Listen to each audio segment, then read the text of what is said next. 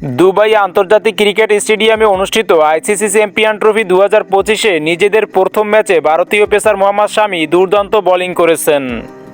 দীর্ঘদিন পর আন্তর্জাতিক মঞ্চে ফিরে এসে তিনি 53 রানে 5 উইকেট শিকার করেন, যা বাংলাদেশের ব্যাটিং লাইনআপকে চাপে ফেলে দেয়।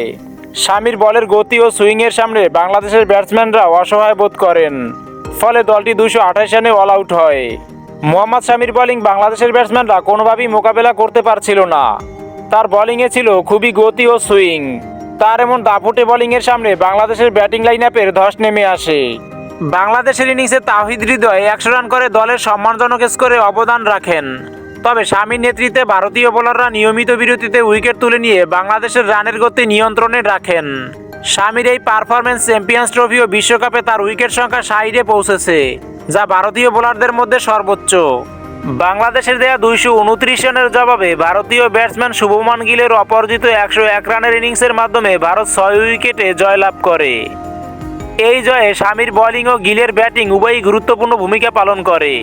ম্যাচ শেষে অধিনায়ক রোহিত শর্মা শামির প্রশংসা করে বলেন, দলের অভিজ্ঞ বোলার হিসেবে শামি আজ অসাধারণ বোলিং করেছেন। শামি একাই 5 উইকেট নিয়েছেন, যা আমাদের জয়ে গুরুত্বপূর্ণ ভূমিকা রেখেছে। এই জয়ের মাধ্যমে ভারত চ্যাম্পিয়ন্স ট্রফি 2025-এ তাদের অভিযান সফলভাবে শুরু করেছে।